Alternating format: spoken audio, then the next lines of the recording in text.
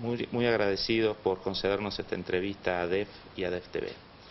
Quería consultar primero cuál fue su reacción cuando pocos años atrás el presidente Lula da Silva lo llama y le encomienda hacerse cargo del área de la defensa. Bem, primeiro momento foi uma surpresa e inclusive uma negativa. Eu não desejava, eu havia pretendia ter encerrado as minhas funções públicas. No Ministério da Defesa estou, digamos, numa função nova. O que eu não gostaria, e disse ao presidente, era ser convidado para uma função que eu já exerci. Porque essas coisas que a gente já fez, acaba cansando. E realmente aqui no Ministério da Defesa são coisas absolutamente novas. O Ministério da Defesa no Brasil tem uma característica que não tem nos outros países, porque a aviação civil é da gestão do Ministério da Defesa por motivos históricos. Então nós temos o lado civil da aviação civil e temos depois todo o lado militar propriamente dito. Quando uno hace un repaso de la historia del muy joven Ministerio de Defensa de Brasil, sí, del 99, lo que uno ve de afuera ha sido un ministerio, hasta su llegada, un ministerio que uno podría llamar débil, un ministerio donde en las estructuras del Estado brasilero no era el ministerio tal vez más importante y donde el ministro tradicionalmente tenía fuertes limitaciones por el poder que conservaban los jefes de las fuerzas. Nós temos que pensar um pouco, é evidente que todas essas coisas são levadas em conta a história do próprio país e a conjuntura do próprio país. Eu estava no Ministério da Justiça em 1995, quando se discutiu a criação no governo Fernando Henrique do Ministério da Defesa. O Ministério da Defesa acabou sendo criado bem tempo depois, quando eu saí. Mas nós estávamos saindo do governo militar.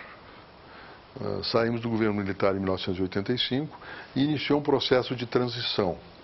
E aí nós caminhamos pelo processo de transição, primeiro com o presidente Sarney, fazendo com que, embora sem Ministério da Defesa, com os ministros militares, fazendo com que progressivamente os militares fossem afastados da administração civil do governo.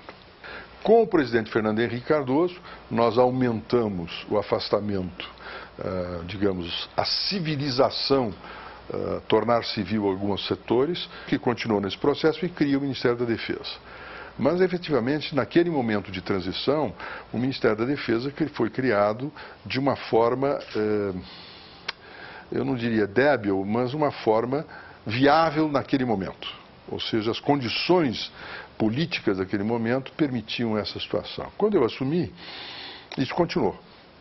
Continuou na administração Fernando Henrique Cardoso e continuou, inclusive, na administração do presidente Lula.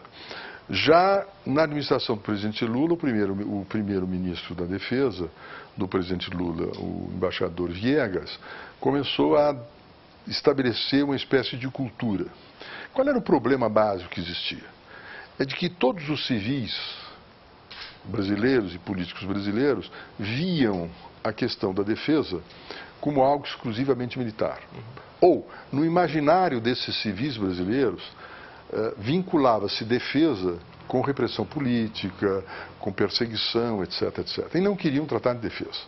Logo, os militares continuaram a tratando de assuntos exclusivos de defesa. E quando eu assumi, eu disse ao presidente Lula que havia a questão aérea, mas que a questão aérea a gente resolvia logo, era uma questão de organização. Mas que eu queria também dele a possibilidade da consolidação do Ministério da Defesa. E a consolidação do Ministério da Defesa passava pelo seu fortalecimento, com a criação de um Estado-Maior conjunto das Forças Armadas e uma mudança substancial, de forma tal que possam os militares, os civis, formularem as hipóteses de empregos militares e, cabendo aos militares exclusivamente examinar as possibilidades estratégicas das decisões civis. Ou seja, tiraria dos militares aquilo que não era deles. Porque o governo democrático é que tinha que definir qual é o uso e qual é a destinação de suas forças.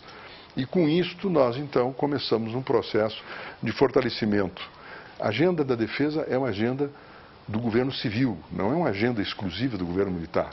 O governo militar executa as decisões políticas e as opções políticas determinadas pelo governo civil democrático. Señor ministro, cuando uno mira este periodo desde el inicio de la democracia, con el presidente Neves Cerney, hasta hace pocos años, pongamos 2004, 2005, lo que uno nota es un pacto implícito, no explícito, entre el Poder Civil y las Fuerzas Armadas. El pacto sería, las Fuerzas Armadas tenían gran margen de autonomía, sí, y el Estado y el Poder Civil gastaba poca plata en ellas. ¿Usted cree que ese pacto era así? No un pacto, era un pacto formal, ¿no? Sí, algo que se pasaba. Marcado también por crisis económicas, cosas muy graves que sucedieron en muchos de nuestros países con la crisis de la deuda. Había esa lógica, ¿y usted cree que se rompe a partir 2006, 2007 y todo el periodo que viene hacia adelante? Sí, veja, o que nós tínhamos antes, e que ainda temos com certa característica, era o seguinte: como os civis não queriam discutir defesa, porque entendiam que discutir defesa era voltar a regimes militares, havia este imaginário, os militares é que definiam as suas prioridades. Os militares é que definiam as suas ações, que definiam as suas necessidades. E negociavam com o poder civil plata para atender esses projetos que era visto pelo poder civil como um projeto militar e não um projeto da sociedade brasileira. E que nós tínhamos que inverter isto para fazer com que esses projetos fossem projetos que se voltassem para uma agenda nacional. E só poderia ser feito isto de uma forma: através da demonstração de que aqueles projetos que dizem respeito aos equipamentos das forças se vinculam ao desenvolvimento nacional. Realmente es muy interesante, porque es un cambio de cómo encarar la relación civil-militar, un cambio mucho más adulto, en el cual no se cuestiona la autoridad política civil, pero a la vez se toma, digamos, se le incorpora dentro de la lógica de defensa del país, ¿no? Y además algo mucho más profundo que tal vez sea una enseñanza para la Argentina, ¿no? En términos generales, darse cuenta que el componente defensa siempre es importante, y en el sistema internacional que vemos y que podemos llegar a proyectar va a ser más importante.